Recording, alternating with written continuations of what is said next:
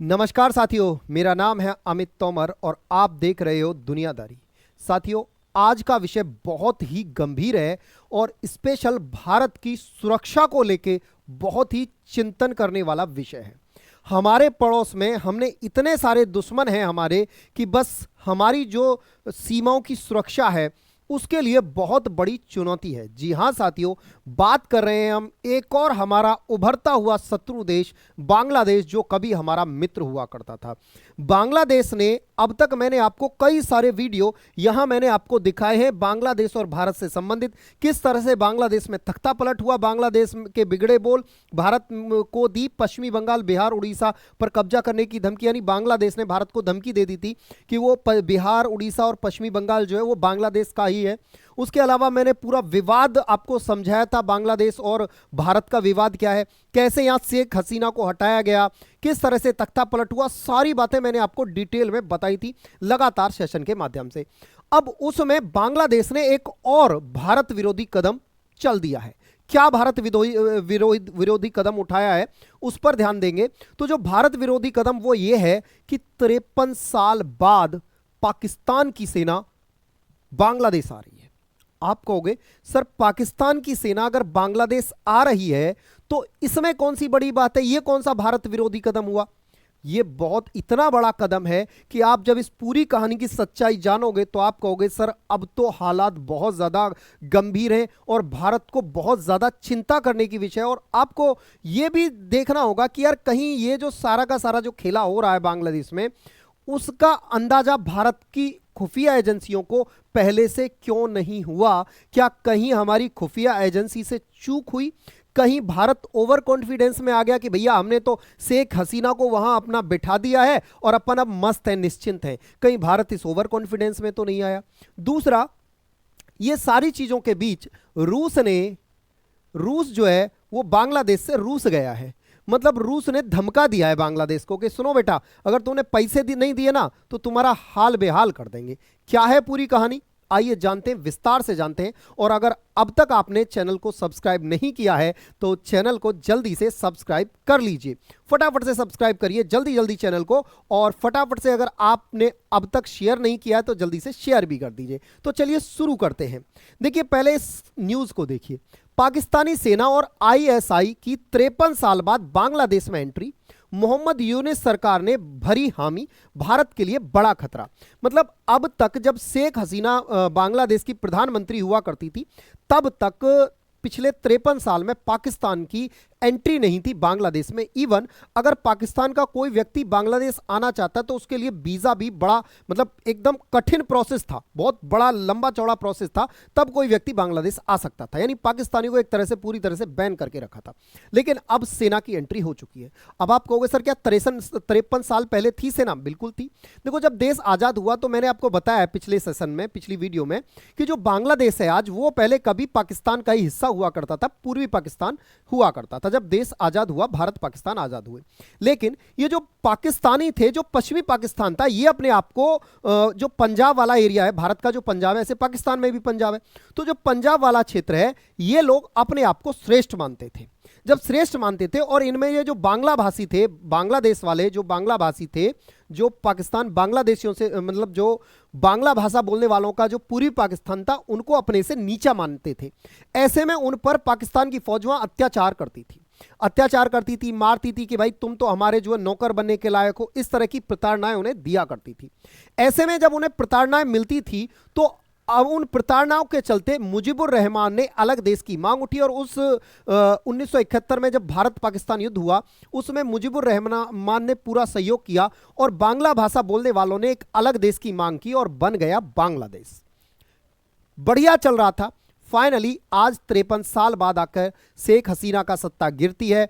फिर से इनका जो भाईचारा है, जो कट्टरपंथी विचारधारा के लोग हैं, वो आते हैं और फिर से वही इस्लामिक भाईचारा, कट्टरपंथी विचारधारा वाले लेकर निकल कर आते हैं, और दोनों देश फिर से एक बार एक दूसरे के समीप आते हैं। देखिए आगे की न्यूज देखिए। यह कह रहा है, भारत के लिए बड़ी चिंता, बांग्लादेश ने किया चौंकाने वाला कदम, पाकिस्तान को दिया न्योता, पाक सेना बांग्लादेश में घुसेगी। पाकिस्तान को इनविटेशन दिया है कि भाई साहब आप आइए हमारे यहां, मोस्ट वेलकम है। चलिए साहब देखिए क्या है। अगर मैं बात करूं तो यहां देखना ध्यान से, ये रहे। अब देखो एक चीज देखो, 53 साल बाद बांग्लादेश में, 53 साल बाद बांग्लादेश में पाक आर्मी, आखिर यूनुस सरकार कैसे कत्ले आम को भूल गई? यानी जो बांग्लादेश का कत्ले आम किया था किसने? पाकिस्तानियों ने। यूनुस सरकार, ये बांग्लादेशी उसको भूल गए कि ये पाकिस्तानी बेटा तुम्हारे भी सगे नहीं है। अच्छा, पाकिस्तानी सेना से ट्रेनिंग लेने की तैयारी, यानी जो बांग्लादेश है, बांग्लादेश जो है वो पाकिस्तानी सेना से ट्रेनिंग लेने की तैयारी कर रहा है। क्या इससे भारत पर पड़ेगा प्रभाव? सारी बातों को जानेंगे। और आप देख सकते हो कि यहां ये लोग बढ़िया से मिले। अब देखो पाकिस्तान के मन में, भारत ने पाकिस्तान के दो टुकड़े कर दिए। पाकिस्तान इस जहर को पिछले 53 साल से पी रहा था, 1971 से। 71 में दो टुकड़े किए, उससे पहले 62 में इनको कूटा, 47-48 जब मुल्क आजाद हुआ तब इनको कूटा धोया, उससे पहले 60 में धोया, 71 में धोया, कारगिल के समय 98-99 में धोया। इनको बढ़िया से भारत ने कूटा जब जब। अब इनके अंदर, अब सोचो 1971 में, आज से 53 साल पहले, इनके लगभग 53,000 सैनिकों ने सरेंडर कर दिया था, घुटने टेक दिए थे कि भाई साहब हम घुटने टेकते हैं। तो ऐसे में इनके अंदर ही अंदर वो जहर उबल रहा था और वो जहर बाहर निकलना स्वाभाविक था। किस लिए? कहीं ऐसा तो नहीं ये भी चाहते हैं भारत के दो टुकड़े हो जाएं? क्योंकि आजकल जो भारत में हालात हैं, चाहे हमारे विपक्ष के कुछ नेता हों, चाहे हमारे यहाँ कुछ ऐसे जिन्हें बोलते हैं कि भाई साहब हम सहिष्णु हैं, जो सहिष्णु विचारधारा के लोग हैं, जो कट्टरपंथी विचारधारा के लोग हैं, वो कहीं ना कहीं ये चाहते हैं कि भारत को तोड़ना।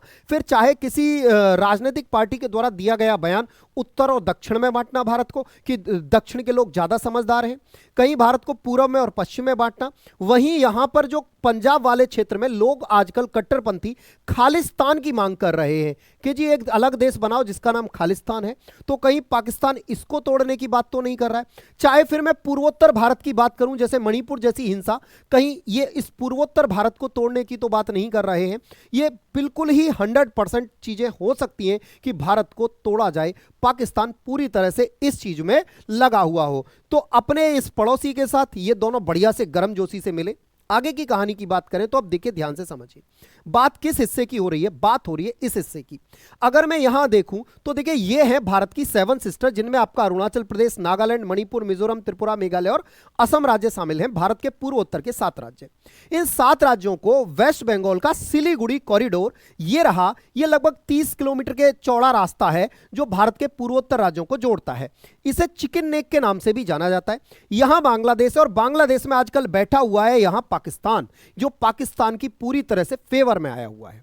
ऐसे में इनका प्लान यह हो सकता है कि भाई साहब यहां इस एरिया पर कंट्रोल अपना जमा लो, इसे तोड़ दो, पूरा भारत इधर से अलग हो जाएगा, यानी पूरे इधर के हिस्से पर कब्जा किया जा सकता है जो भारत का पूर्वोत्तर हिस्सा है। उसके बाद अगर मैं आप यहां देख सकते हो, ये बांग्लादेश, ये रहा हमारा चिकन नेक, ये वाला एरिया, इसे तोड़ दो तो यहां से ये भारत से अलग हो जाएगा। ऐसे में अगर मैं बात करूं तो भारत के लिए सिक्योरिटी के लिए बड़ा खतरा है, क्योंकि भारत बांग्लादेश से ही सर्वाधिक सीमा साझा करता है।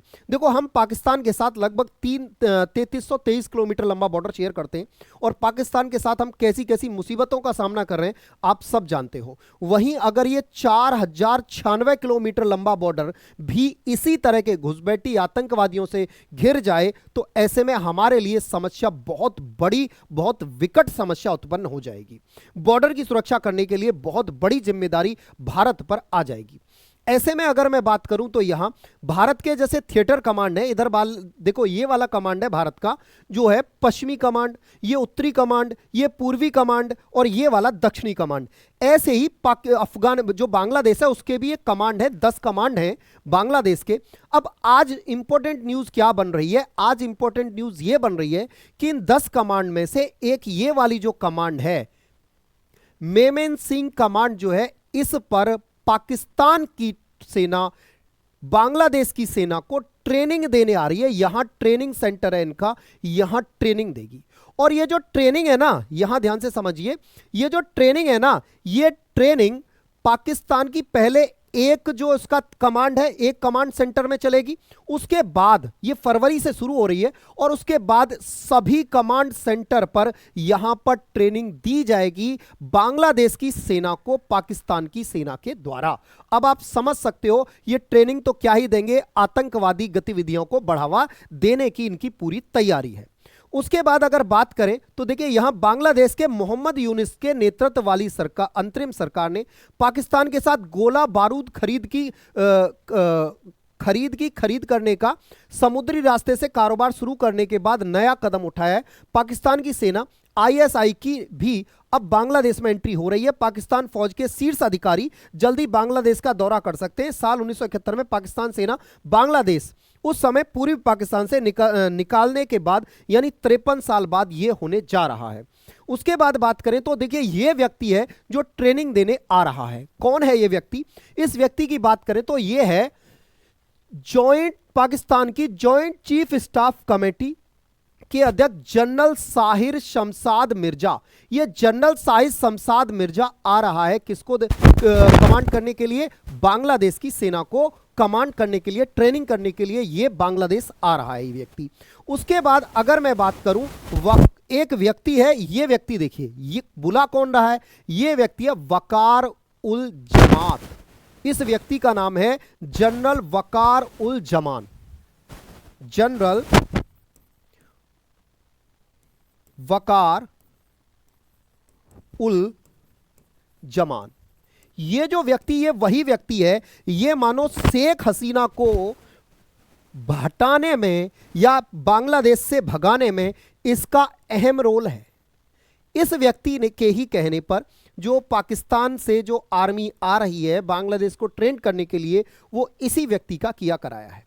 यह व्यक्ति आपको बताऊं कौन है ये व्यक्ति? ये ऐसे मानो बांग्लादेश में सेना के सर्वोच्च पद पर है और यही व्यक्ति पता है कौन है? ये बांग्लादेश की जो प्रधानमंत्री थी शेख हसीना, उनका जीजा है। शेख हसीना का जीजा है जिसने शेख हसीना को ही बांग्लादेश से भगा दिया। सोच लो, एक कहावत है ना, घर का भेदी लंका ढाए, बिल्कुल वही बात है। शेख हसीना ने ही इसे इस रैंक तक पहुंचाया और इसी ने शेख हसीना को बनते ही सर्वोच्च अधिकारी, ये जुलाई में बना था, मई जून में बना था और अगस्त तक आते आते इसने शेख हसीना को वहां से हटा दिया, भगा दिया भारत में। वही बात करें तो यही जो व्यक्ति है, यही व्यक्ति जो है बुला रहा है ट्रेनिंग के, भैया आइए आप हमारी सेना को ट्रेनिंग दीजिए। पहले एक सेंटर में, उसके बाद सभी सेंटरों में, बांग्लादेश में जितने भी सेंटर हैं सभी में ट्रेनिंग दी जाएगी। उसके बाद अगर बात करें, हसीना सरकार गिरने के बाद संबंध बिगड़े हैं। इस साल अगस्त में शेख हसीना की सत्ता हटने और मोहम्मद यूनिस नेतृत्व संभालने के बाद भारत बांग्लादेश पाकिस्तान संबंध में बदलाव दिखा है।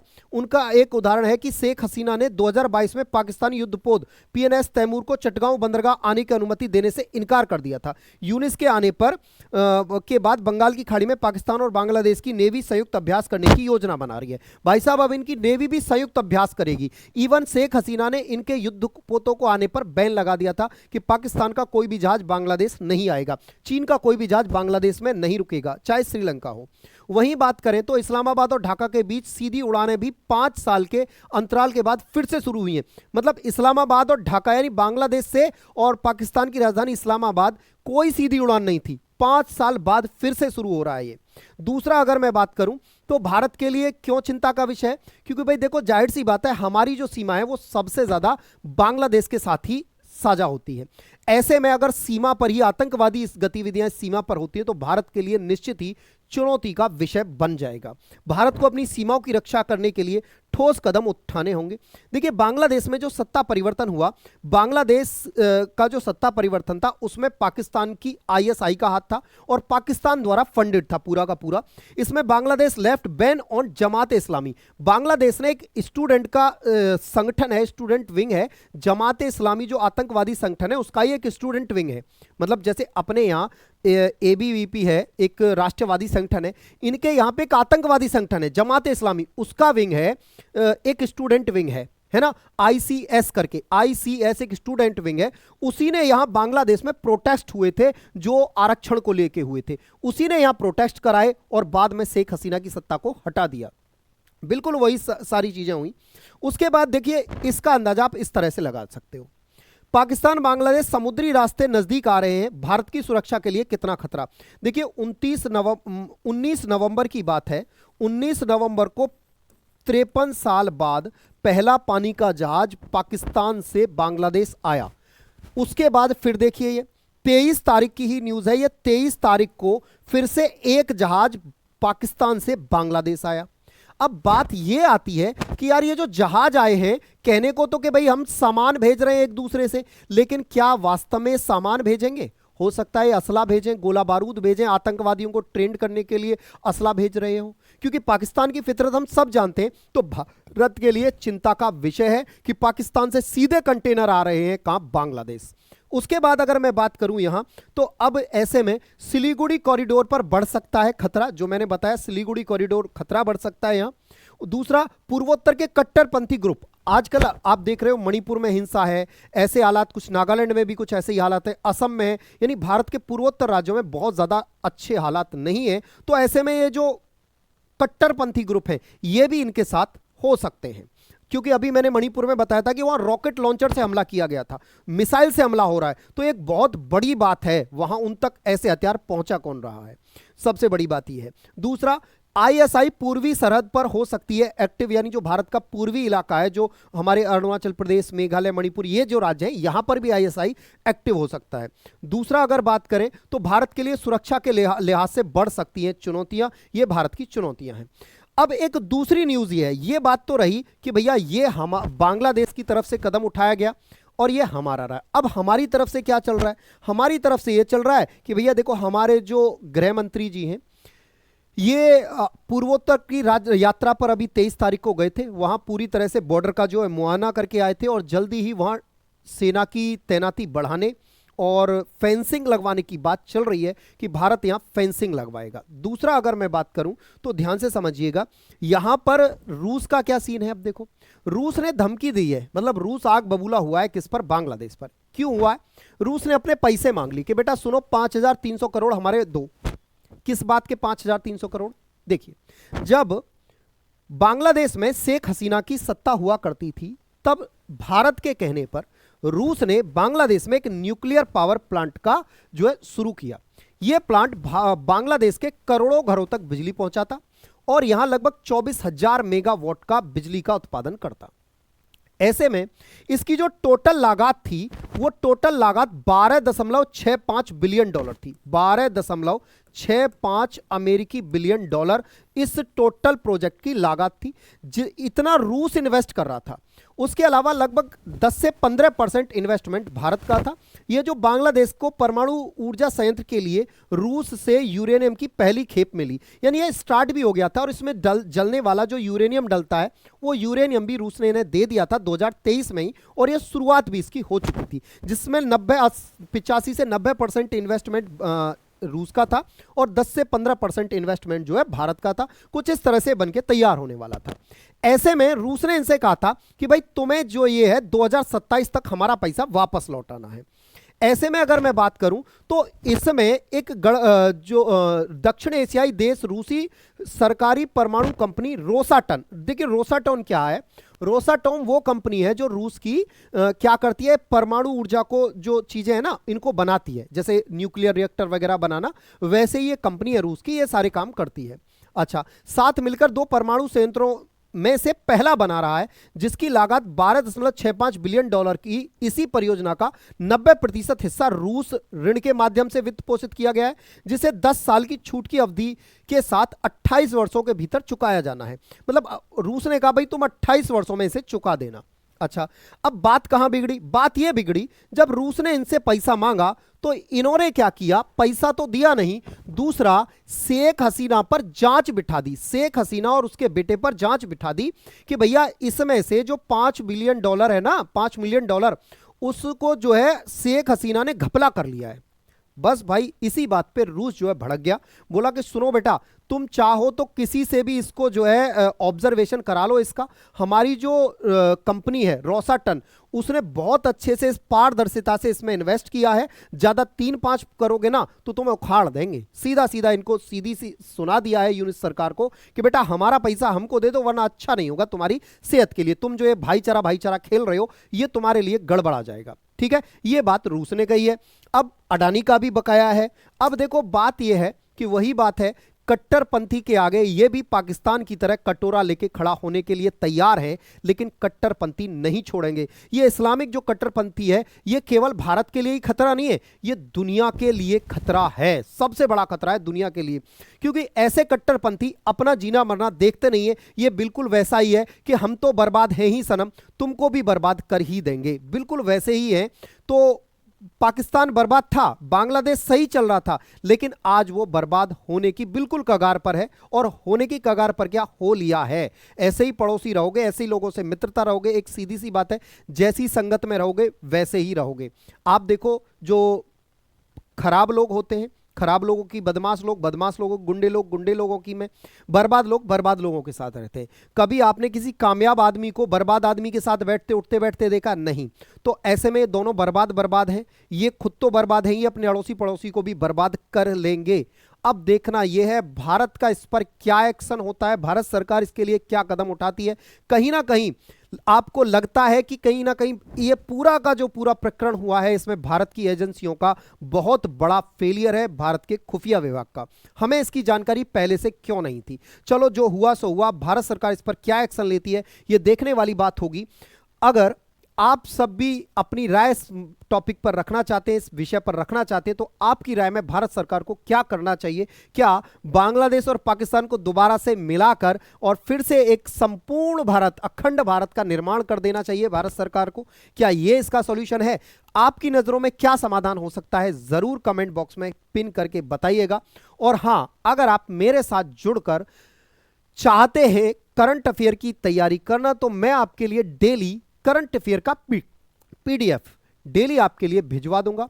वो करंट अफेयर का पीडीएफ कहां मिलेगा? वो आपको मेरे Telegram channel Amit Tomar, geography bye Amit Tomar पर मिल जाएगा। वहां आपको डेली करंट अफेयर का पीडीएफ मिल जाएगा आपके सभी एग्जाम्स के लिए, क्विज वगैरह डेली, वीकली और आपका मंथली, 6 मंथ में और 1 ईयर में। इस तरह से आपको मैं वन लाइनर और क्विज टाइप में जो है आपका करंट अफेयर दूंगा। बाकी कोई भी किसी भी टॉपिक पर आपको अगर कोई वीडियो बनवानी है तो आप मुझे कमेंट बॉक्स में पिन कर सकते हो। आज की वीडियो इतना ही, मिलेंगे आपसे अगली वीडियो में। अब आगे क्या होता है देखने वाली बात होगी, भारत सरकार क्या कदम उठाती है। तब तक के लिए बने रहिए हमारे साथ दुनियादारी में। नमस्कार, जय हिंद, जय भारत।